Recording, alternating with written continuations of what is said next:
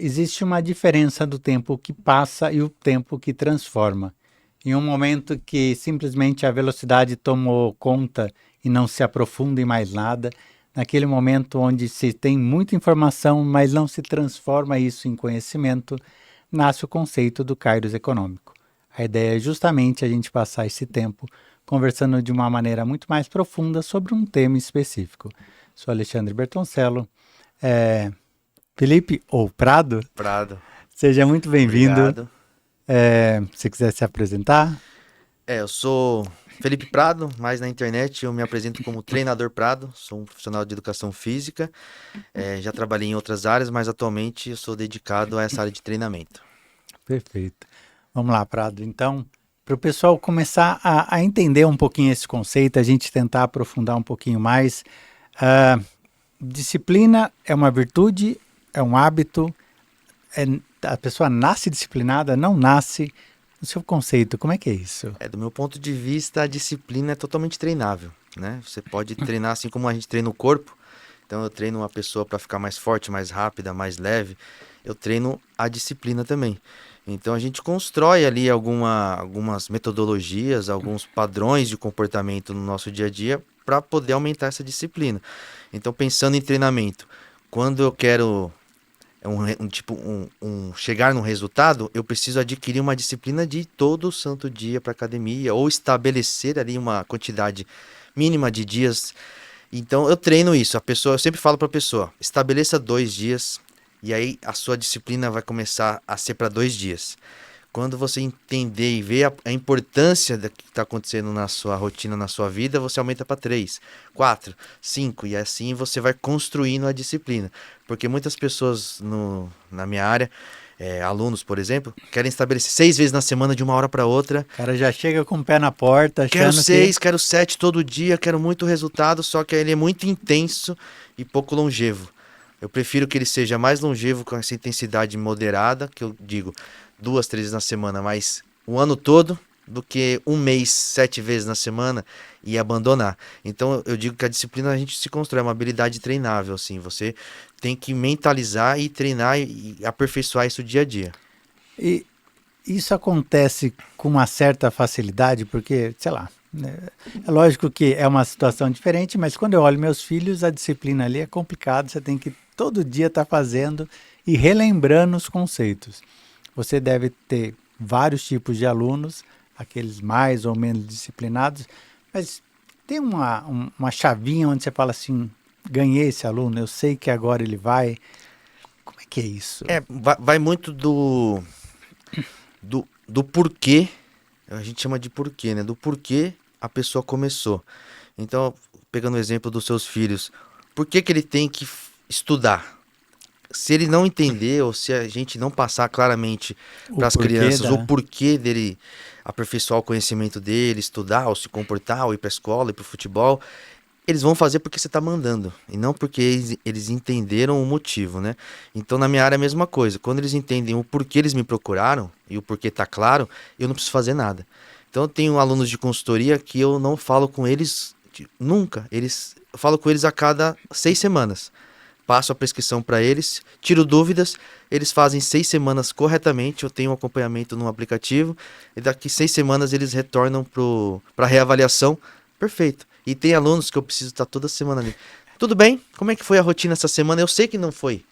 Então ela não entendeu o porquê. Eu Sabe falo, que teve pizza no final de semana. teve. Então essa pessoa não entendeu o porquê que ela me procurou. Ela quer só o resultado final. Só que eu costumo usar a palavra fé não na intenção religiosa, mas de que a gente precisa fazer algumas coisas acreditando e confiando que lá na frente teremos resultados. Mas agora a gente não vê nada. É igual ir pra academia. Eu vou hoje pra academia. Chego em casa, tomo banho, olho no espelho, mudou alguma coisa? Não mudou. Zero, né? Amanhã também não. Só que daqui 2, 3 meses a diferença vai ser brutal. Não só visual, mas lá dentro do meu corpo. Então eu digo assim, o porquê é muito importante. Então, se a pessoa, o porquê dela é por causa de outra pessoa, aí fica comprometido. Então ela quer emagrecer por quê? Porque ela precisa de saúde, ela precisa de bem-estar, ela precisa se ver melhor no espelho, ou porque ela viu alguma coisa na internet, alguém falou pra ela que ela tá acima do peso, e isso incomodou, ela quer emagrecer pro outro. Aí quando isso é pro outro, a Já era. disciplina, porque não faz sentido na cabeça dela, não é pra ela. Entendi. Então, acho que a disciplina ela vem quando você entende realmente a essência do porquê isso vale pra tudo. Eu costumo dizer, quando você vai no médico, o médico fala, se você não começar a fazer exercício físico, você vai morrer em 6 meses. A pessoa vai correndo. Ela entendeu o porquê. Tá. Agora, se eu falo pra ela assim, ó, melhor você treinar, que isso vai aumentar a sua expectativa de vida. Abstrato, né? Sim. Ah, por que que eu vou treinar? Ah, expectativa de vida, vou viver 2, 3 anos a mais, não sei. E aí na cabeça dela não faz sentido. Então, enquanto não fizer sentido, seja pelo motivo que for, para pegar. Eu já tive aluno que falou: eu quero treinar para conseguir pegar meu neto no colo. É um baita de um Puta, objetivo é um porquê muito forte, né? muito forte. Então ele não faltava. E a gente fazia exercício de força para ele ser um idoso autônomo, um idoso funcional, para quando o neto dele crescesse, ele pudesse ter mais é, vivência com esse neto, né? Então, assim, cara, o porquê dele é claro. Sim. Outros porquês já não são tão claros. E a gente consegue colocar isso mais ou menos por faixa etária ou por personagem. Eu digo assim, eu sou um que não gosta de academia, tá? Eu vou porque em uma conversa a pessoa fala assim, olha, ou você vai levantar peso a vida toda, ou quando você chegar aos 70 anos, alguém vai ter que levantar você. Aquilo para mim, eu falei, puta. Porque para mim, não ser autossuficiente é um problema. Aí Então, aí vou no ódio, mas vou. gerou um porquê pra você. E essa Exato. vozinha, toda vez que você pensa em faltar, lembra dessa voz ou dessa fala. Alguém vai ter que cuidar de mim na velhice. E aí Sim. te faz se movimentar. E são pequenos gatilhos que você coloca na sua rotina, na sua mente, que faz você sair do sofá e ir lá treinar. Ou fazer qualquer tipo de atividade. E aí, se a gente fosse pegar esse, não sei qual é a faixa etária dos seus alunos, mas você tem assim um porquê de cada faixa etária? Tem alguma coisa nesse sentido que você identifica? Eu vou pegar nessa ferida aqui que o cidadão vai. É basicamente os adultos jovens, vamos dizer assim, né? Aí na faixa dos seus 20 a 30 anos, basicamente me procuram por estética. E é quando a gente começa a avançar acima dos 30, 40 anos, você já percebe que tem a ver com qualidade de vida e saúde, expectativa de vida. Então, assim, quando é por estética, é muito difícil eu conseguir convencê-los, porque a maioria das pessoas estão se espelhando no que vê na internet, né? Então não é claro o porquê pra ela. Ela quer ficar magra porque a cantora é magra, é porque a atriz que ela gosta é magra, ou porque alguém comentou num churrasco que ela tá acima do peso, isso incomodou, e é passageiro. Essa motivação pra se exercitar é muito passageira. Então, se a gente ficar escorado só na motivação, a gente não vai conseguir caminhar. Então, quando estabelece um porquê igual o seu, que fez sentido na sua cabeça, você reconheceu isso. Você falou, Fala, porra, não, faz né? sentido pra mim. Eu não quero que alguém troque minha fralda lá na. Não quero usar Isso, fralda, não quero ter exato. incontinência urinária. Então, o que eu tenho que fazer? Treinar? Então, eu vou treinar. Então, Acabou. na sua cabeça fez sentido. Então, muitas vezes a pessoa passa por um processo. Você pode ver. Vou dar um exemplo. Tem pessoas que estão sempre treinando e nunca mudam o corpo. Então sempre vai e volta, vai e volta. A fatura do cartão de crédito tem sempre academia lá. Mas a frequência dela na digital, na catraca, nem sempre tá lá. E aí, do nada, você vê essa pessoa magra. Foi quando mudou a chavinha na cabeça dela. Por algum motivo, seja qual for, vou casar, fiquei doente, fiz um exame de sangue, deu algum problema que eu preciso treinar, e aí essa pessoa, do nada você encontra essa pessoa, ela teve bastante resultado. É muito comum, eu vivo nessa área todo dia, né? Então eu vejo muitas pessoas todo dia na academia, todo dia com o mesmo, por anos, com o mesmo físico, com a mesma estética, e aí em algum momento isso muda. Eu vejo a pessoa fazer alguma coisa, ela passou Teve um gatilho ali. alguma coisa. Ou ela vai casar, ou ela entendeu o que tem que fazer. E hoje em dia, agora com o Monjaro, né? Com Sim. a canetinha emagrecedora, você tem uma ferramenta que te dá esperança, mas não resolve o seu problema. Então, vamos falar um pouquinho dessas canetas aí. Como é que você vê isso? É benéfico, não é? Porque, enfim, deixar de ser obeso já é bom Por si só. por definição, né? Uma pessoa obesa tem problemas. E como é que é isso? Como é que você recomenda? Você acha que as pessoas devem fazer uso? Não devem? A polêmica. É uma polêmica. No meu, eu não vejo como polêmica, eu vejo como uma ferramenta. Assim como a academia lá, os pesos são minha ferramenta de trabalho, a canetinha, a emagrecedora lá, os peptídeos, né? Os análogos de GLP-1, eles são uma ferramenta para trazer a pessoa para um estado de saúde melhor. Então, o que eu vejo, o problema até fiz um post, um meme recentemente na rede social que dizia: a galera da aceitação, aceite seu corpo, sumiu depois das canetinhas, porque não tinha nada a ver com aceitação, tinha a ver com não conseguir manter ali o seu propósito, né? Sim. Então, emagrecer por si só é um desejo de todo mundo. É quase assim, posso generalizar. Todo mundo quer emagrecer pelo menos um pouquinho. E aí o problema da caneta é justamente esse. A pessoa que não precisa, ela que não é indicação dessa caneta, ela está comprando de forma paralela, contrabandeada, mercado paralelo, mercado underground, alguma coisa, e usando por conta, com dosagens que viu em alguém falou, viu na internet. Eu uso tanto, usa aí. Comecei com tanto, faz também. E aí compra de uma fonte não confiável, às vezes vem misturado outras substâncias. Em contrapartida também, infelizmente, a gente tem profissionais bons e ruins em qualquer área, né? Tem médicos aproveitando disso e usurpando da pessoa cada dosagem que ela tem que, cada injeção que ela tem que tomar semanal, ela tem que ir até o consultório dele e o valor é absurdo. Questão assim, ó, de você, cada vez que você for tomar, R$ 800 aqui comigo. Cara, o produto não custa isso. Só pra estar com você aqui. Então, você tem os dois lados. A pessoa não tem esse dinheiro todo para investir com um profissional, aí ela vai e recorre ao mercado paralelo, Sim. contrabando ali, vem tudo fora de armazenagem correta, e ela quer usar porque ela é isso que vai me emagrecer. E a gente volta lá atrás no porquê. Sim. Ela ainda não entendeu o Não tem porquê, o porquê. ela não conseguiu estabelecer ainda a questão da disciplina. Então, tem muita gente tomando doses cavalares e ficando no mesmo físico. Porque a caneta não resolve, ela é uma ferramenta, ela auxilia o processo. Então o que acontece? No geral ela te dá, vou resumir, ela te dá nojo de comida. Tá. O monjá, É forte assim o negócio? ela te faz olhar para a comida e não sentir vontade de comer. Automaticamente ingerindo menos calorias, você emagrece. Sim. E aí, consequentemente, o emagrecimento sem planejamento, sem uma construção de um cardápio nutricional adequado, você também perde massa muscular. E massa muscular é a nossa aposentadoria da saúde. A reserva, quanto mais massa muscular a gente consegue envelhecer, melhora a nossa saúde na velhice. Só que a gente está perdendo massa muscular junto com a gordura ainda jovem. Então a gente está chegando, a gente vai criar um problema de saúde futuro que é sarcopenia, falta de músculo. E Não, aí, traduz aí pro pessoal. O que é sarcopenia? sarcopenia é o processo natural de redução, de perder massa muscular ao longo do tempo. Só que a gente pode retardar ou até interromper essa redução da massa muscular. Então, a velhice automaticamente vai consumindo a nossa massa muscular. É natural. Quanto mais velho, você vê a pessoa, parece que ela vai ficando mais... É a lei da natureza. A gente vai Sim. ficando velho e a musculatura vai se perdendo. Como a gente faz para manter ou até desacelerar essa sarcopenia, essa redução de massa? Treinando. O treino de força estimula a massa muscular de um jeito que ela tem que se manter. O corpo entende assim, por que você está agachando com esse peso aí? Eu tô agachando, então eu preciso ter esse músculo para aguentar essa sobrecarga. Então, eu costumo brincar que a gente tem um assento do idoso, preferencial para o idoso no transporte público, mas era ele que precisava ficar em pé.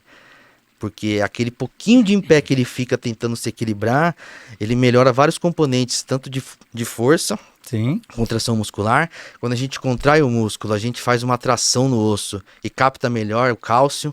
Então já tem o problema da osteoporose, a gente já consegue melhorar esse aspecto também, equilíbrio. Só que a gente trata o idoso atualmente, no geral assim, como um bebê. Ele voltou, a gente fica com ele, não deixa ele em pé, não faz. E a gente tem que claro, de forma planejada, né? Estimular, né? No meu caso, de forma planejada, de forma segura para ele, passando segurança, mas fazer força, porque é isso que vai dar longevidade para ele. Não, a hidroginástica é um ótimo exercício para o idoso para socializar. Conversa com amigo aqui, não sei, pensando na questão de treinamento, de adaptações fisiológicas musculares, é uma das piores modalidades para o idoso. Ixi, calma aí, explica aí. Por quê? O que não falta é você ir hidroginástica e ver um monte de Exato. galinho. Por quê? Porque a hidroginástica ela reduz o impacto, reduz a a compressão por causa da água, né? Sim. E a gente pensa, o idoso não pode sofrer esse tipo de sobrecarga. Precisa. Ele não Entendi. pode de uma hora para outra. Mas construindo um processo ali de sobrecarga, aumentando o peso, fazendo um agachamento, é necessário essa progressão de sobrecarga. Só que a gente quer tirar isso do idoso. Aí coloque-se a hidroginástica. É muito bom, você vai ter a dancinha, você vai ter a parte de cognição, socialização, mas pensando na parte fisiológica do treino, da melhora da massa muscular, da captação de cálcio pelo osso, a hidroginástica não é a melhor alternativa, a melhor modalidade para o idoso. Então, quando a gente... Bom, você é bem mais novo que eu, mas quando eu assistia Goku era verdade. O sofrimento causa força. Exatamente. Porque assim, a gente cresce sob estresse, igual o diamante, né? Sim. Então, o que acontece? A gente, no treinamento, a gente agride a estrutura, aí a gente descansa, aí ele recupera e se adapta. Então, a gente tem esses 3 passos.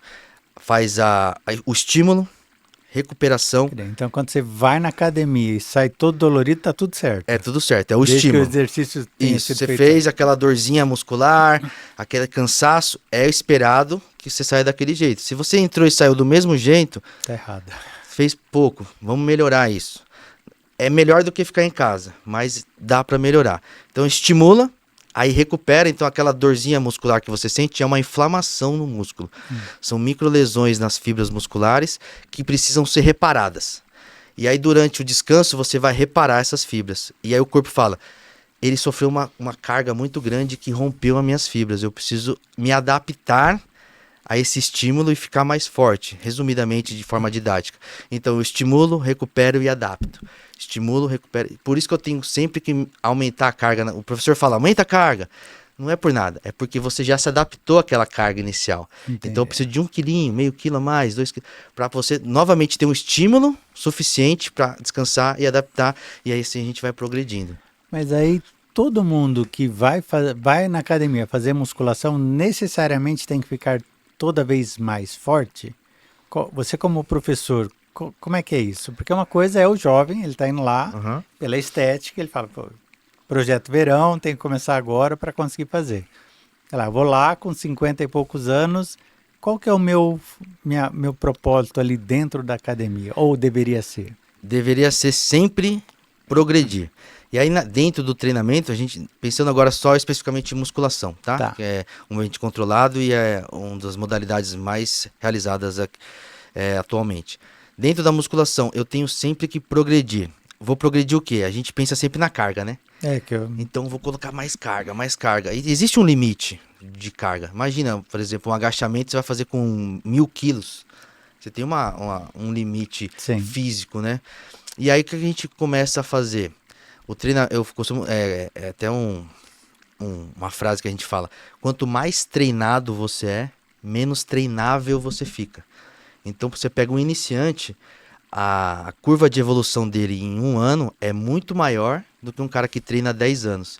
Então, eu comecei com você nunca treinou. E aí você tem um irmão gêmeo aqui que treina há 10 anos. A sua curva de evolução em 1 ano vai ser muito maior do que a dele nesse mesmo ano, só que ele já tem 10 atrás treinados. Sim. Então, assim, como é que ele vai evoluir? Você vai evoluir como? Pondo um pouco mais de carga, a gente pode melhorar a amplitude, a velocidade do movimento, a gente pode acrescentar séries no seu exercício, repetições, a gente pode fazer métodos não sei se você já ouviu falar, drop set, biset, combinado. A gente tem várias ferramentas para poder aumentar ali a intensidade e o volume do seu treino para você progredir. Para você que é iniciante é mais fácil. Para um cara muito treinado, então um atleta que já é consolidado, é muito mais difícil. Então, talvez esse cara precise de mais tempo dentro de um salão de musculação ou de um ambiente de treinamento. Então, um iniciante meia hora por dia está muito bom, porque ele consegue uma boa evolução. Um avançado, talvez 1 hora, 1h30 tenha que ser necessário para ele poder conseguir atingir o nível de estímulo que ele precisa para poder evoluir. E quando eu falo evoluir, não necessariamente é a força absoluta. Eu consigo pegar 1000 quilos, amanhã 1100, 1200, mas só de você construir... A técnica, às vezes. Construir mais fibras musculares, né? Consolidar, aumentar a fibra muscular, mesmo que ela não aumente de tamanho, visualmente, lá dentro do seu organismo, ela vai desenvolvendo. ela vai ficando mais, a gente chama de densidade. Então ela vai ficando mais apta a fazer os movimentos, ela vai ficando mais densa, mais robusta. Tanto que você pega em pessoas bem treinadas, ela é mais durinha, pessoas mais iniciantes, parece um pouco mais fofa, porque ela está construindo ainda um alicerce de massa muscular que a pessoa que já é treinada já tem. Então, assim, eu diria que sim, você tem que ir para a academia sempre pensando em evoluir alguma coisa naquele dia. Seja uma repetição, seja 1 quilo, 1,25 kg, que são as anilhas que a gente tem, seja uma amplitude, então se você descia 90 graus no agachamento, vamos descer 5 graus a mais, isso é evolução. Então, a gente fica preso na carga, mas em qualquer coisa que a gente vai fazer na vida, a gente precisa evoluir um pouquinho mais. Se eu leio 10 páginas por dia de um livro, por que não 11? 12, livro por ano, agora 2 livros por ano. Então leva pro treinamento a mesma coisa. Todo dia que você for treinar, tentar fazer alguma coisa melhor do que o treino anterior. E não precisa ser algo absurdo. Igual eu falei, uma repetiçãozinha a mais que você faz naquela série, naquele exercício, você já evoluiu. Prado, mas você estava falando 1 hora e meia na academia. Não é aquele pessoal que fica no celular 1 hora e meia na academia, né? Você percebe isso também nos treinos, essa epidemia dessa distração, dessa coisa da... Como é que isso tem a ver com o corpo? Porque todo mundo almeja alguma coisa na rede social, sei lá, gasta 5 horas por dia na rede social e muito pouco na vida real. Essa epidemia chegou também, você consegue ver isso nos alunos? Acho que em todos os ambientes a gente tem esse problema do celular, né? Na academia, todo mundo só tira foto.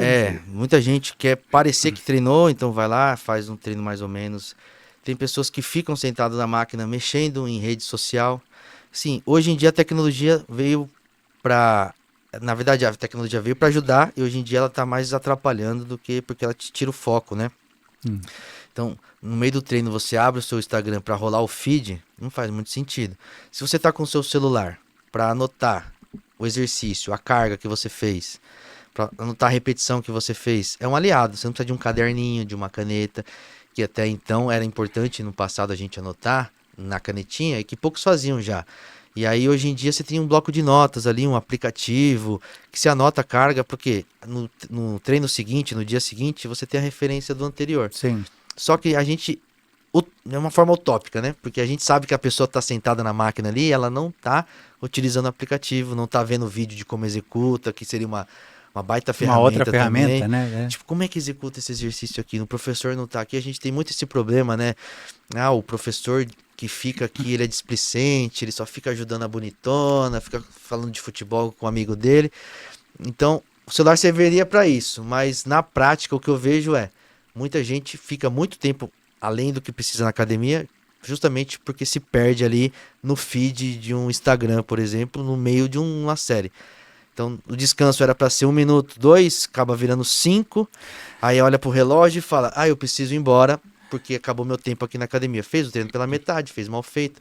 Eu já vi gente fazendo o exercício enquanto rola o feed. Assim, ó. E como é que consegue? Assim, ó. Tá fazendo lá o seu exercício. Eu falo, cara, assim, como atleta, como profissional da área, aquele momento ali é total de dedicação, né? Pra mim, não é terapia, mas é terapêutico.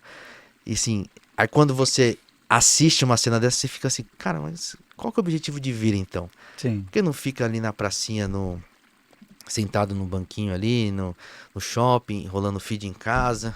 Você se desloca, gasta estacionamento, gasta gasolina. Aí você tem que... Aí você olha pra pessoa, ela quer ser incluída na bolha ali, na comunidade de quem treina. Então, aquela falsa ilusão de que, pelo menos eu tô indo.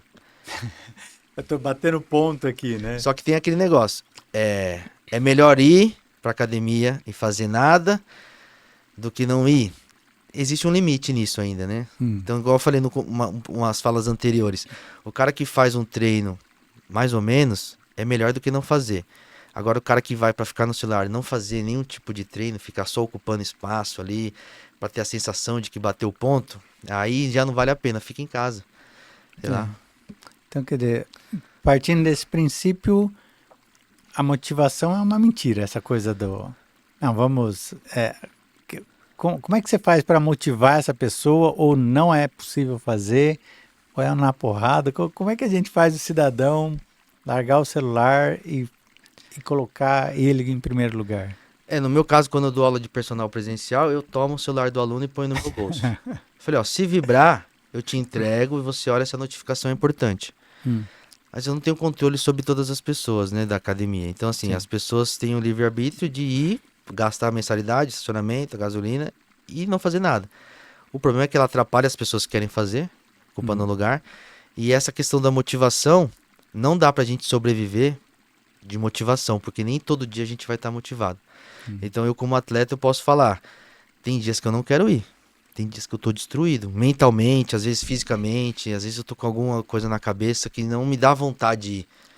E aí eu penso, mas é como se eu tivesse, o treino pra mim, o exercício, é como se eu tivesse que ir trabalhar. Eu tento fazer uma analogia com os alunos. Quando você não tá com vontade de trabalhar, você vai? Eu vou. Quando você não tá com vontade de alguma coisa que é muito importante, eu costumo até ir ao extremo. Você não precisa respirar?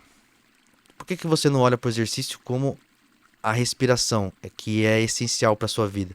O problema é que a respiração, se você parar de respirar por 1 minuto, você já sente os efeitos negativos. Sim. Você vai ficar sem ar, vai desmaiar.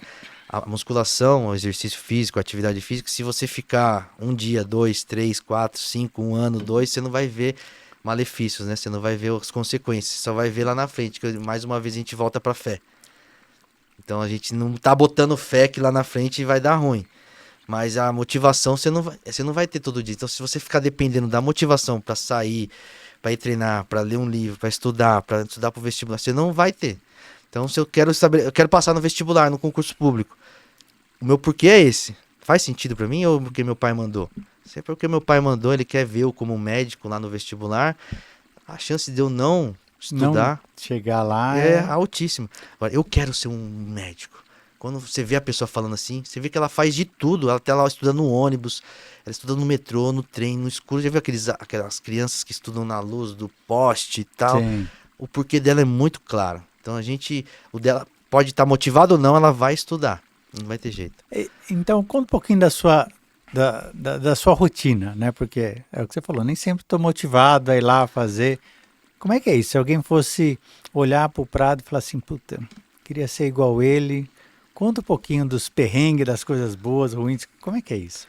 Basicamente, minha rotina de segunda a sexta é muito parecida no dia. Então, eu acordo geralmente 4h20, 4h30 da manhã, para começar a primeira aula com o meu aluno presencial às 6h30.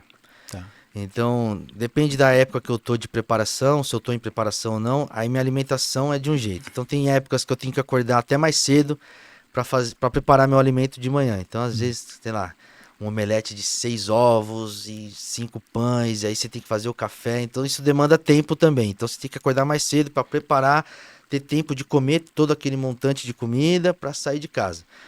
Atualmente eu não faço refeição, eu faço toda a parte da manhã em jejum. Tem funcionado bem para mim. E aí acontece, eu acordo, tomo uma xícara de café, me arrumo e vou trabalhar. Aí eu me desloco, faço todas as aulas da manhã, termino todas as aulas presenciais da manhã e aí é meu treino. Religiosamente, meu treino é depois das atividades da manhã. Então, primeiro eu coloco o que me gera remuneração, Renda. porque sem ela eu não consigo fazer o restante. E aí, terminei minhas demandas com os alunos, eu faço o meu treino, que no meu caso, eu gosto bastante daquele momento. Então, para mim, eu fico até ansioso na hora de chegar logo o meu treino. Mesmo nos dias que eu não estou motivado, que eu não queria treinar, aí o que acontece? Eu não estou ansioso para treinar. Eu iria embora. Só que eu falo, cara, faz parte da minha rotina, do meu compromisso diário, aquela 1 hora e meia de treino. Geralmente dura 1 hora e meia meu treino. E aí eu vou pra academia, tomo ali o meu pré-treino, mais um café, começo o treino. Em jejum ainda. Ainda em jejum, eu treino em jejum. E aí treino bem, consigo treinar bem. Aí, geralmente, quando o dia não tem motivação pro treino, depois do primeiro, segundo exercício, embala. Porque você já libera alguns hormônios da satisfação, da sensação de bem-estar, endorfina lá. endorfina.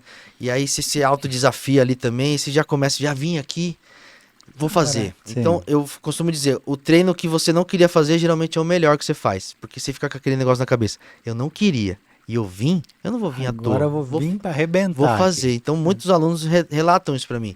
Nossa, hoje eu fui na força do ódio. Uma frase muito comum, né? É. Hoje eu fui na força do ódio e foi um puta de um treino. E a maioria das vezes as pessoas têm os melhores treinos, as melhores performances nesses dias que não tem motivação, que ela foi contrariada. Então a motivação estava ausente lá. E aí no meio do processo cara, já tô aqui, vou fazer, olha o bem-estar que me trouxe. Então porque a cabeça, aí é um bem-estar imediato, não precisa esperar. Porque você tá bodeado, você tá preocupado, você tá estressado, aí você começa a treinar, parece que desliga a chavinha da preocupação, do estresse, e começa a vir aquela sensação de bem-estar, você fala, pô, ainda bem que eu vim. Aí você sai de lá, vim, tô relaxado e deixa pra pensar nos problemas depois. E aí depois, às vezes eu dou aula à tarde, à noite, às vezes não, aí eu fico só fazendo a minha parte de online, né, de consultorias de aluno, mas basicamente a minha manhã, todo santo dia, tem essa estrutura. Independente se eu tô motivado ou não, eu tenho que trabalhar. Então eu vou trabalhar, independente de tudo, faz parte da minha rotina o treino. Então eu já vou treinar também, não tem negociação. Tá, até o final do treino. Depois você tem a... Como é que foi esse salto pro digital? Como é que é isso? Faz muito tempo? Por que aconteceu? Mais uma vez a gente entra na disciplina, né? Aconteceu na pandemia. Acho que muita gente migrou pro digital na pandemia, não só na minha área, mas a minha área foi muito afetada, né? Porque Fecharam as academias, sem né? academia a gente vai fazer o quê? Que ela só um parênteses. Fechar a academia, o lugar onde as pessoas fazem exercício físico, no momento que as pessoas precisavam fazer, Exatamente. foi um absurdo, né? Ou não? Não, a gente ficou preocupado tanto na nossa parte de questão de grana, quanto da parte, tipo assim, agora que tá todo mundo falando que a saúde É importante. é importante para sobreviver ao vírus. Quem tem saúde, e aí você fecha o lugar que você tá lá para promover a saúde. Então, assim, eu Foi entendo estranho. que, assim, era uma coisa muito nova, a gente não sabia como a gente transmitia, então é um lugar totalmente transmissível, porque a gente compartilha tudo. Sim. Então fica. Até hoje o álcool em gel tá em todo lugar. Tá, Né? veio para ficar. As pessoas negligenciam muito ainda, mas assim, se a gente tem até estudos que fazem a comparação da sujeira que tem no halter comparado a, sei lá, a tampa da privada. É muito parecido, porque tem muita gente tocando ao mesmo tempo e compartilhando. Mas aí fechou. E aí eu sentei e falei, e agora? É. Vai ser 15 dias só, né? Lembra? Vamos fechar 15 dias. E vai dar tudo certo, confia, né? Ah, agora mais 15. E aí, nessa época, eu era coordenador da academia. Eu tinha assumido a coordenação da musculação. Então, como eu tinha um contrato CLT, a gente teve aquele suporte do governo por um tempo. Um Pronamp ali para manter o pessoal. Era 70% do nosso salário, então chegava pra gente. Então, dava um respiro, mas não resolvia, porque a maior parte da minha remuneração era do meu trampo de personal. Sim. Dedicado ali aquela 1 hora por aluno, que gerava uma remuneração muito maior. Então, o CLT era só uma cosquinha ali da minha demanda financeira. E aí, eu nunca tive coragem. Engraçado que depois de tanto tempo, eu olho pra trás e falo, hoje é muito automático. Se você falar pra mim, faz um story agora, vou sacar o celular aqui, vou fazer um story, talvez eu nem erre a fala, vai embora e já posto sem editar, sem nada. Só que eu não conseguia falar pra câmera nessa época. Eu tinha Instagram, postava só fotos. E gravava talvez um vídeo meu treinando, mas sem fala. Eu não conseguia falar pra câmera. E eu falei, cara, a saída é essa, fazer treinos online. Mas como que eu vou captar gente se eu não me mostrar? Sim. E aí eu comprei um curso online de um professor que fazia essa parte digital. E fiz, todo dia acordava cedo pra fazer o curso com ele. Tinha tarefa, tudo, e aí uma das tarefas era faz 4 vídeos de story e para postar falando do seu trabalho. Alexandre, eu lembro até hoje, eu acho que eu fiz mais de 20 vezes o mesmo story, porque eu achava que não estava bom. O primeiro. Eu ficava falando e não ficou bom, apaga. E aí gaguejava, apaga. E aí eu olhava eu me olhava e falava, cara, não vai dar, não dá. E hoje é automático, né? Mas assim, mais uma vez, fui treinado. Foi treinado. Por muito tempo eu gravava o vídeo, assistia várias vezes e depois postava. Hoje em dia é muito automático. Você confia ali, vai embora. Até porque eu entendi que na internet as pessoas querem um ser humano, não um robô. Ah, com certeza. Então, se você comete até algumas gaguejadas, como se a gente estivesse conversando aqui pessoalmente, a pessoa se sente mais íntima de você mesmo, nunca te visto na vida pessoalmente. Não, mas é isso mesmo. E gera uma conexão muito maior do que, tipo, se eu fizesse, olá, tudo bem? William Bonner da vida, hoje né? a gente vai falar sobre treinamento. Então, acaba que a gente vai construindo essa ideia aos poucos, mas lá atrás, para mim, tinha que ser tudo perfeito, porque... Então, mas tudo bem, a pandemia ferrou com todo mundo, ficou parado. E a ideia já era buscar alunos online ou a ideia era um curso? Como é que surgiu? Porque hoje o digital faz parte da nossa vida, né? Isso é inegável. Mas o Prado que chegou ali e ficou parado, tinha alunos presenciais, e aí se eles falou para o aluno, vamos fazer de casa, como é que... Aí como é que a pessoa recebeu isso? Pô, você quer ganhar estando na sua casa? Eu vou retroceder um pouquinho, em 2018 eu me separei, e aí eu fui morar numa casinha lá, num cortiço lá, para me reestruturar. Eu era estagiário ainda, de musculação, eu já tinha exercido outras profissões anteriormente, só que aí eu larguei tudo para me dedicar à formação de educação física. Então, em algum momento eu tive que abandonar tudo para ter tempo hábil de estagiar e pegar meu diploma. E aí foi nesse momento, junto com o divórcio ali, que eu me separei, aí eu falei, cara, não tenho dinheiro. Eu tinha feito uma reserva para poder me sustentar enquanto eu tinha bolsa estágio. Para terminar o processo. Então, eu tinha bolsa estágio ali de R$ 800, mais um pouquinho que eu tirava daquela poupança todo mês para me sustentar. E aí veio esse aluguel do nada, essa demanda do nada. E aí eu falei, cara, eu lembro até hoje, eu tinha R$ 12 na conta, o aluguel tava vencendo, eu tava lá no cortiço, só tinha um notebook e um colchão inflável. E aí eu falei, e agora, como é que eu faço dinheiro? E aí eu fiz uma arte no PowerPoint, consultoria online, que é basicamente você prescreve o treino e a pessoa tem a ficha de treino, só que você não acompanha ela pessoalmente. Se ela tiver dúvida, ela te manda mensagem. Consultoria online, semestral, não sei o que, me chame. E aí eu postei no feed do Instagram, que o feed era bem diferente do que é hoje, né, lá em 2018. E aí uma moça, você faz isso? Eu tô procurando porque os treinos da academia não tão legal, o professor não montou um treino legal pra mim. Monto. E ela fechou lá o semestre. Eu lembro de R$ 600 caiu na conta. Meu aluguel era questão de 15 e pouco. Paguei o aluguel. Falei assim, dá certo. Sim, funciona. Dá dinheiro. E aí eu fiz R$ 600 de casa. Entrei no Excel, fiz a planilha dela de treino. Isso eu sabia fazer. Mandei pra ela, ela tirou as dúvidas. Falei, R$ 600 de casa em minutos ali. Isso ficou na minha cabeça. Só que como o presencial dá muito mais dinheiro, porque você tá ali acompanhando... E aí você fala, não, deixei em stand-by. Só que na hora que chegou a pandemia, eu falei assim, funciona. Eu entendo essa história, eu sei como é que funciona. Só que eu tive que adaptar para o quê? Treinos em casa. Já não é mais na academia. Então, saco de arroz, o galão de amaciante, flexão no chão, sobe no sofá. E aí tinha alunos que queriam que eu ficasse assistindo eles treinar para corrigir. Então eu falei, personal online. Tinha professor que também entrou nessa. Então eu ligava a câmera, chamada de vídeo. Era horrível porque eu não conseguia ver o aluno, né? Porque você tenta ver o aluno e a câmera tá fixa aqui, mas era um pouquinho mais caro do que a consultoria, que era só planilha. Então acabou que eu tive essa remuneração dos treinos online ao vivo ali, as fichas de treino para treinos feitos em casa. Junto a isso, eu peguei um amigo meu, falei, vamos fazer uns treinos coletivos, tipo no Zoom. Pega 10 pessoas, todo mundo liga a câmera. Aí eu arrastei todos os móveis da minha casa, nessa eu já tinha me mudado. Arrastei, e aí eu ficava fazendo os exercícios no chão de casa, com a câmera voltada para lá, e meu amigo ficava corrigindo os alunos na câmera. E depois a gente trocava, eu corrigia os alunos para descansar e ele fazia os exercícios. A gente fazia tipo um aulão funcional online. Mais dinheiro entrando. Então nesse período era triste pela pandemia, mas foi a época que eu fiz mais dinheiro na minha carreira. Eu confesso que em uma semana, eu acho que questão de R$ 14.000, assim.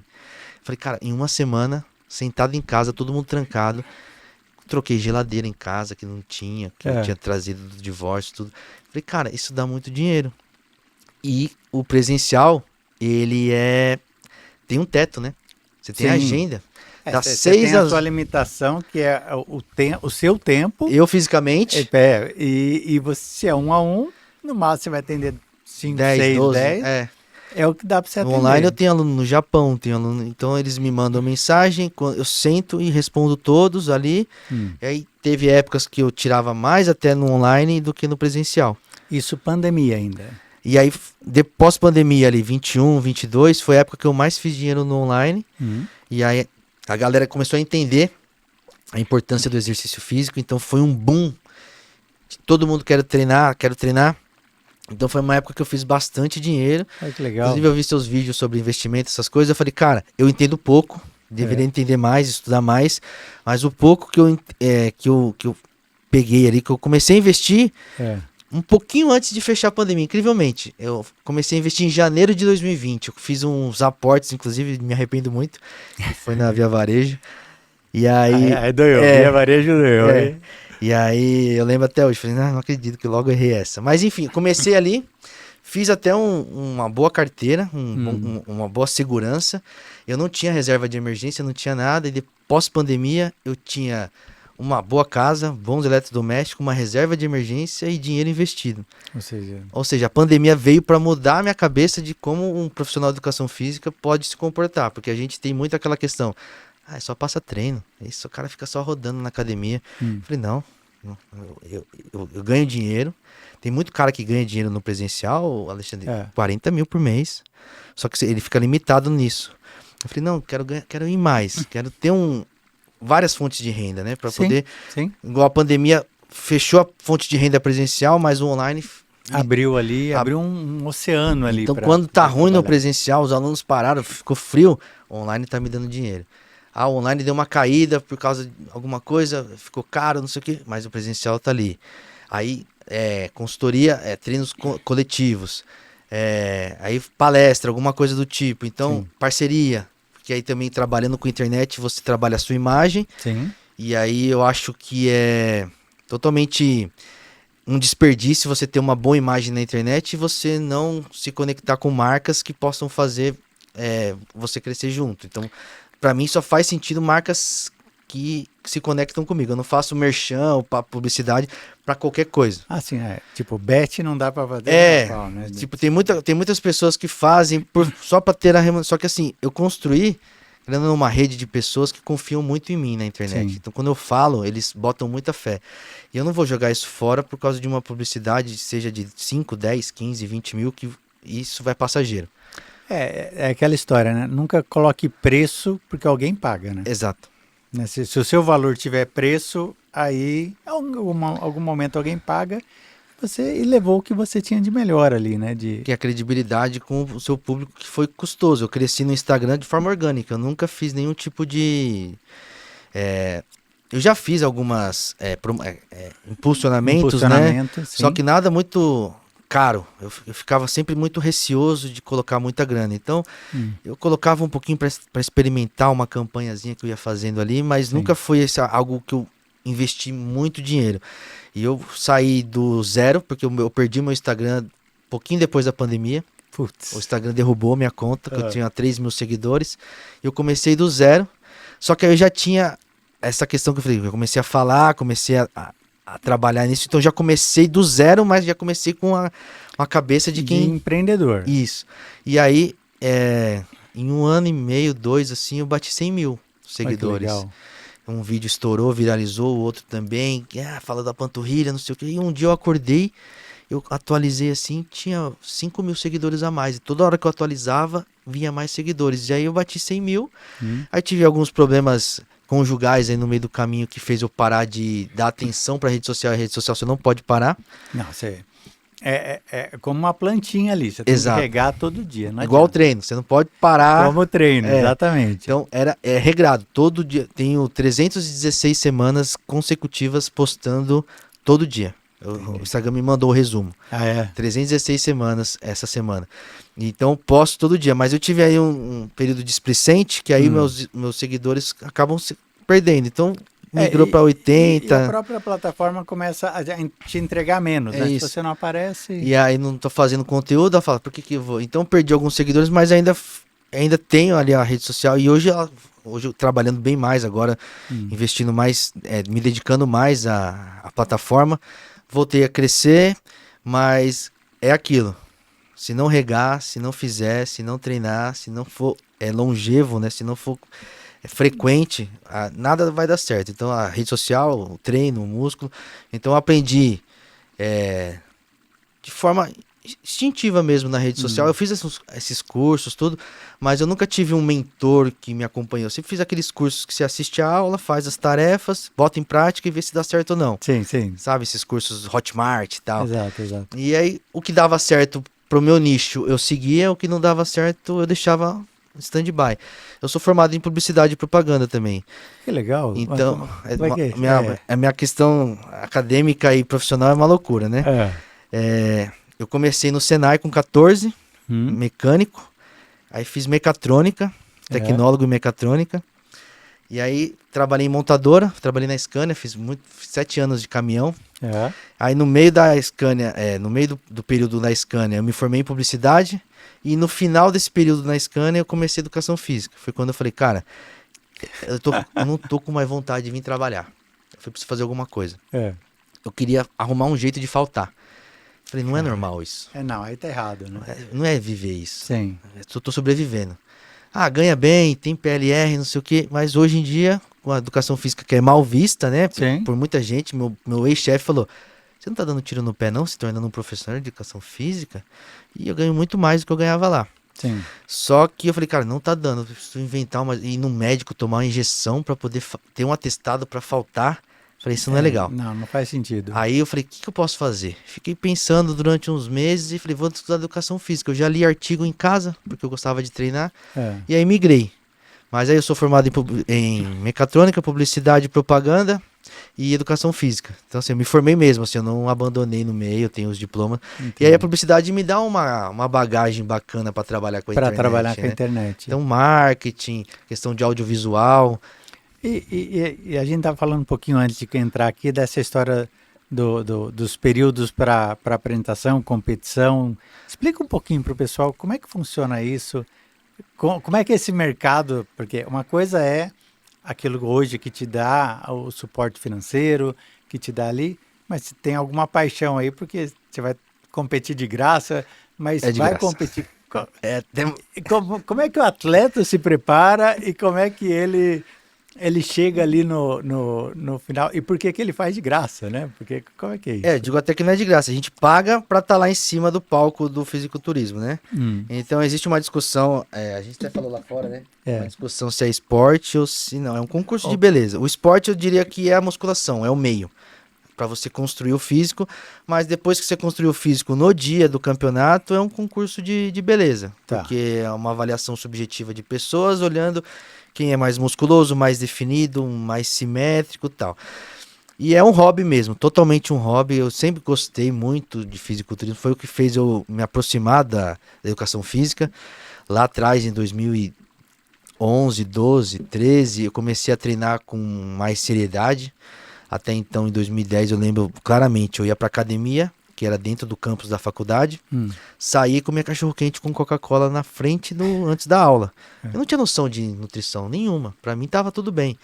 E aí, um dia teve um evento chamado Arnold Classic Sports, que a primeira edição que teve no Brasil foi em 2014, lá no Rio de Janeiro. Tá. Aí eu viajei pro Rio de Janeiro, porque era o ápice, só tinha coisa de fisiculturismo. Do Arnold Schwarzenegger. Isso, o Arnold Schwarzenegger tem um Que evento, é um ícone. é um ícone. É tá. a referência do esporte, enfim, do fisiculturismo.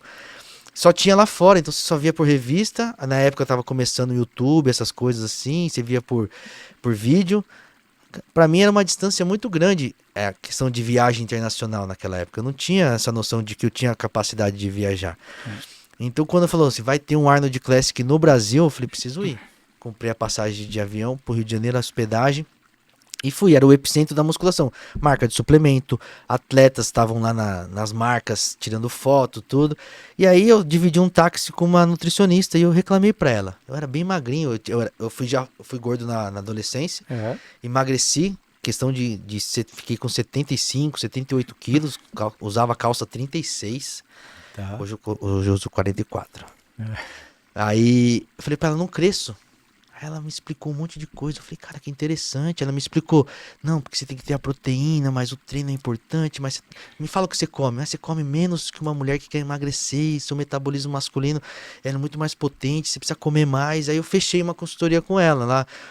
Eu fui em consulta com ela no consultório dela. Ela montou a dieta. Primeira vez que eu fiz uma dieta na vida, que tinha um papelzinho assim. Ganhei fiquei 15 quilos em 3 meses. Aí eu falei, funciona. E aí me apaixonei. Aí continuei acompanhando o fisiculturismo e comecei a estudar. Até que um dia eu falei, agora eu tenho dinheiro para competir. Tá. Foi pós-pandemia. Pós-pandemia, em 2021, eu falei assim, eu tava gordinho da pandemia, porque a gente ficou guardado, e a gente é ser humano, profissional de educação física também erra. E aí eu fiquei gordinho, eu falei, cara, preciso arrumar um jeito de emagrecer para voltar ao meu físico, para continuar trabalhando.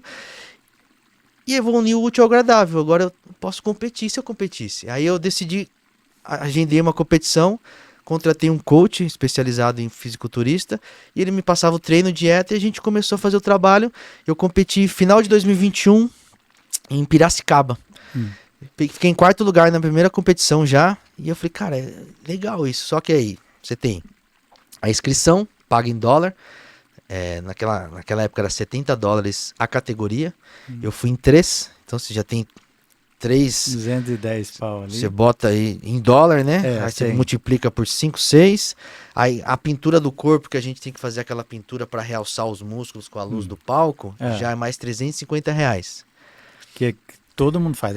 É obrigatório porque você tem que subir com aquela cor, porque todo mundo na mesma cor para comparar. Sim. E a lâmpada naquela cor favorece os cortes dos músculos. Então todo mundo tem que ter. Então era um gasto obrigatório. E gasto opcional, mas eu falei, cara, maior trabalho para me preparar, que era o fotógrafo, que ele é credencial e o único que pode máquina profissional no ambiente. Então eu falei, mais 300 do profissional para me dar 20 fotos. Vou pagar, vou registrar esse momento. Sim. Aí peguei um 4º lugar, fiquei super feliz. Aí comecei a competir espaçadamente, porque além de gastar muito dinheiro, gasta a saúde também, porque querendo ou não a gente acaba usando hormônio. Então eu sempre fui muito prudente, eu treino há 15 anos, eu só fui ter o meu primeiro contato com hormônio depois de 9, 10 anos treinando natural, tudo, justamente para ter um físico de competição. Então eu falo para todos os alunos, se você não pretende competir, ou se você não tem... não anseia um físico como de um atleta, não entra nessa. Hoje em dia banalizou muito nessa questão do hormônio. Não entra, porque depois para arrumar a casa hormonal ali é uma bagunça. Essa é uma bagunça e dá trabalho. Às vezes você tem que tomar outros medicamentos, então assim, só entra nessa se você realmente tiver certo de que você quer algo de... Se você for fisiculturista, você vai levar isso como... sei lá, como meta de vida. Isso, ou se você realmente quer um físico fora do normal. Se você quer um físico ok, que a gente mais vê na academia, eu vejo muito gente que usa e tem um físico ok, que conseguiria muito bem, só sendo disciplinado. Sim. Disciplina no começo. Só que aí eles colocam, igual fazem com a canetinha do Monjaro, atalho, né? Colocam a responsabilidade toda no hormônio, no Monjaro, e esquecem da parte deles. Então eu vejo muito isso. Então... deixar só um recado, se for para entrar nessa, tenha certeza de que a sua saúde vai ficar bagunçada e que pode encurtar a expectativa de vida. Então, só entra se você for competir ou se estiver muito certo de que você quer isso para sua vida, né? E aí eu me apaixonei por isso, então eu faço períodos para não ter muito gasto, né? Isso, mas explica o processo, assim, você tem um momento de engorda, um momento de secagem, como é que é isso? Então, quando a gente começa lá atrás, a gente começa pequenininho. Então a gente precisa ganhar músculo. Então para ganhar músculo a gente precisa de comida e treino. E aí durante o processo de bulking, né, que a gente chama, a gente tem que comer muito. Muito mesmo. Então eu falo 4, 5, 6 pães de manhã, 8, 9 ovos, 200 gramas de frango, 800 gramas de arroz. É muita comida mesmo. Chega a se incomodar. Porque você não consegue comer. E aí consequentemente você treinando, você estimula a massa muscular a crescer. Consequentemente você aumenta um pouquinho de gordura também, e aí é o momento que a gente faz a transição. Chegamos no peso que a gente combina isso com um coach, né? Por exemplo, hoje eu tenho 92 quilos, o meu último bulking eu cheguei em 108 quilos. Eita. Aí você chega em 108 com gordura, com bastante inchado, tudo. Aí agora vamos chegar na definição, vamos fazer o processo de cutting, que aí corta a comida, treina, faz cardio, começa a arrebentar, porque aí a gente vai reduzindo as calorias para a massa muscular ficar e a gordura sair. E aí aumentando a definição. Aí eu digo, qual que é pior? Eu acho pior comer muito sem vontade. Passar fome é ruim, mas é que eu até comentei com vocês lá fora. Quando você pode comer, hoje você pode fazer uma refeição livre. Pode comer uma pizza, um hambúrguer, tem muito mais sabor. E aí eu prefiro a parte de cutting, porque você fica mais bonito esteticamente. Então você se olha no espelho, a autoestima fica boa, porque você tá todo definido, Trincou tudo, ali, né? trincou. E aí você passa um pouco de fome. No meu caso, passo muita fome, porque eu realmente quero um físico muito competitivo. Eu já competi a ponto de experimentar, agora eu quero competir a ponto de concorrer mesmo Boa pra ganhar, né? para Se for pra ganhar. ganhar, Isso. Então eu levo no extremo, né? No limite que eu posso. Eu não erro tudo. Mesmo assim, eu prefiro essa fase, porque aí, pensando também na parte de Instagram, o físico fica mais comercial. Você consegue atenção, engajamento, visualizações, e você também tem parcerias, né? Você pode fechar parcerias, publicidades com um físico mais estético, mais definido. Indiscutivelmente, as marcas, as pessoas preferem. ele nem entende o esforço que teve para chegar ali, mas é aquilo que é instagramável ali. Que vende. Que vende. É a imagem, né? E a imagem que vende geralmente é uma imagem, por mais que seja um corpo inalcançável, porque é bem difícil mesmo a gente conseguir um físico que eu levo pro palco natural. Tá. É bem, assim, tem que ter uma genética muito absurda. Tem alguns expoentes aí do meio maromba que tem uma genética que conseguem ir natural. Mas a maioria das pessoas só conseguem chegar nesse físico de 90, 100 quilos, bem seco, através de recursos ergogênicos. Então, assim, é um shape inalcançável. Então, eu tento na minha rede social ser muito claro. Eu não minto. Isso aqui que eu tô fazendo é para competição, é extremo, não é saúde, esporte nenhum é saúde, Sim. seja a modalidade que for, o cara, quando ele é alto rendimento, ele não tá colocando a saúde dele em jogo, seja vôlei, corrida, enfim. Então, assim, se esperem nas minhas atitudes e não no meu estético. Porque na verdade, se você for pegar um jogador de futebol, ou de vôlei, ou de natação, ele também tem um período muito curto de auge, porque é extremo, né? É o Você tá- extremo.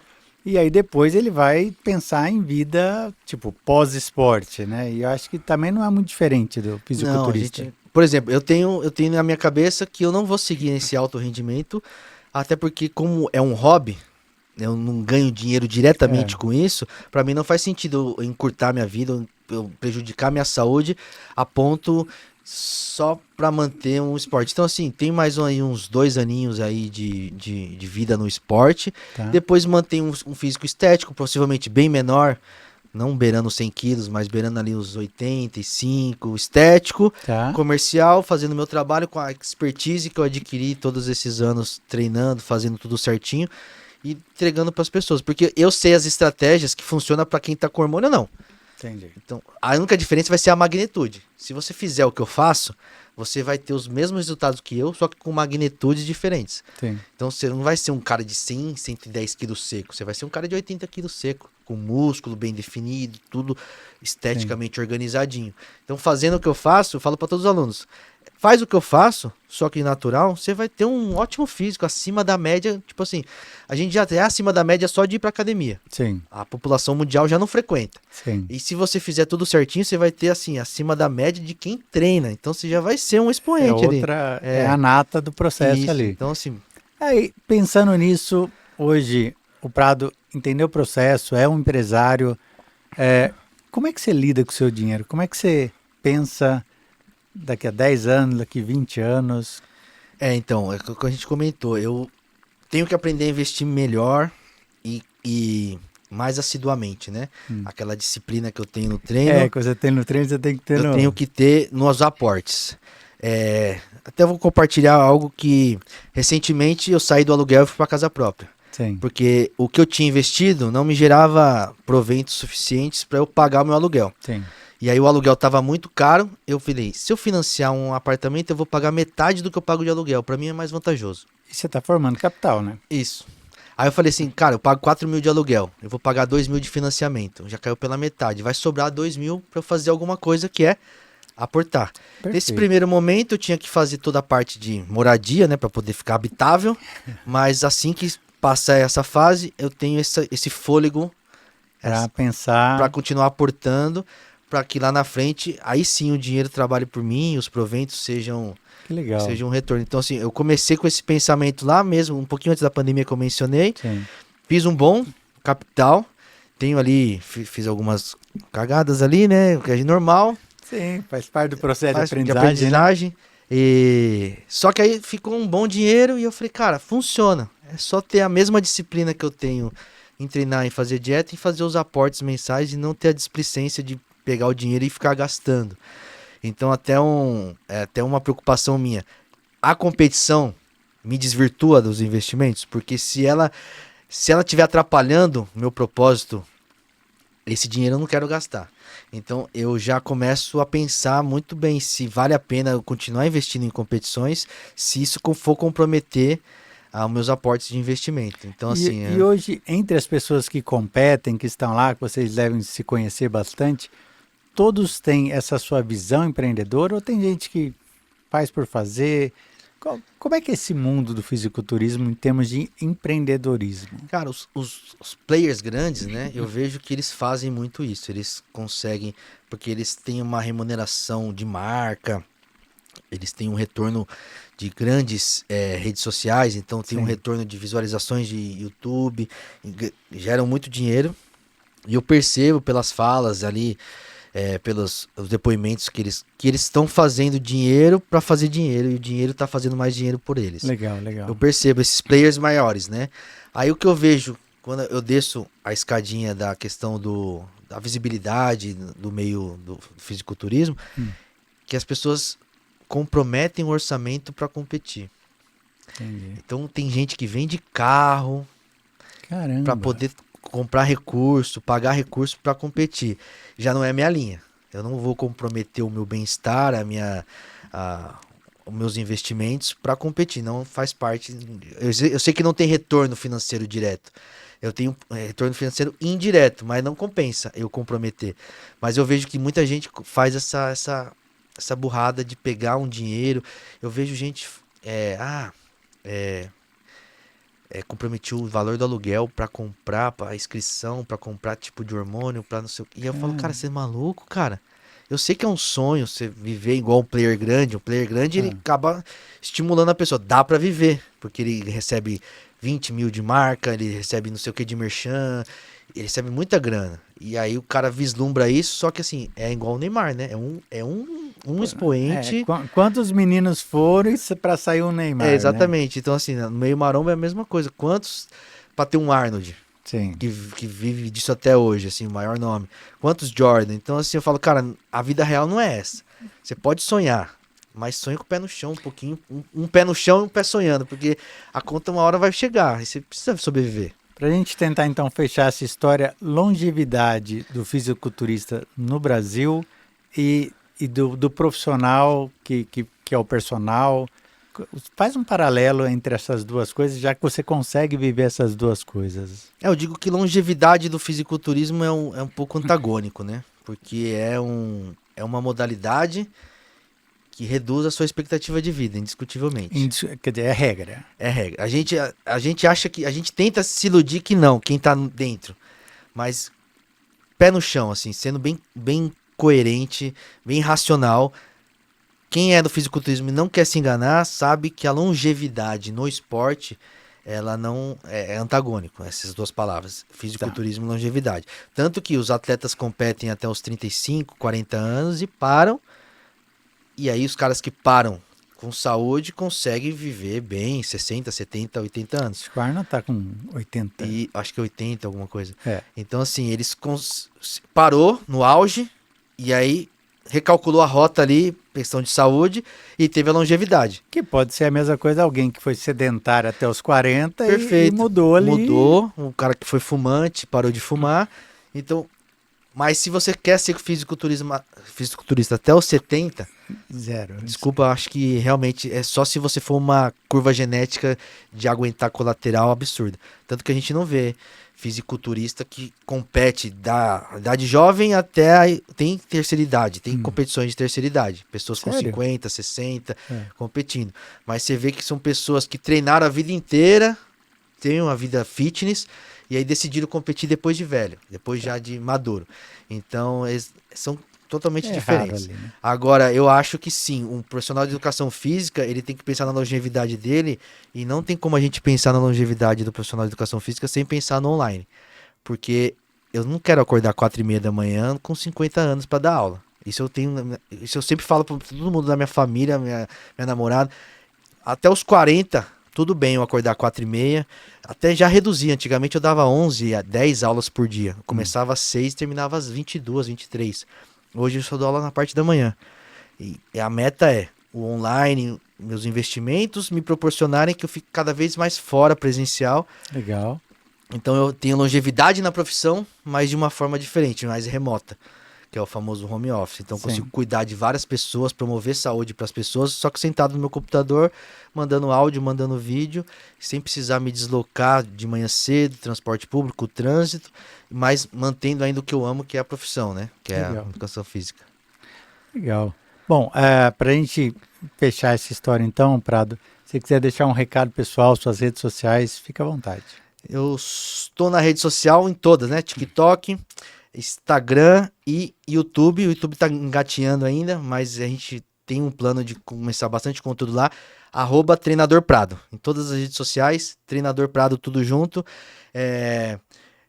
Segue, né? Fica o convite para seguir. E uma dica que eu deixo é: vai treinar, até nos dias que você não quiser treinar, porque isso lá na frente vai fazer a diferença. Você vai olhar para trás e assim, valeu a pena cada treino que eu fui sem vontade, tá? Tá certo. Pessoal, então a gente termina mais um Kairos Econômico justamente tentando mostrar com profundidade uma área específica, né, ligado àquela relação, nesse caso específico de propósito, né? Propósito de vida e mesmo que for na força do ódio, né, Prado? Às vezes na força do ódio é mais gostoso do que quando tá muito confortável. Tá certo, pessoal. Muito obrigado e até a próxima.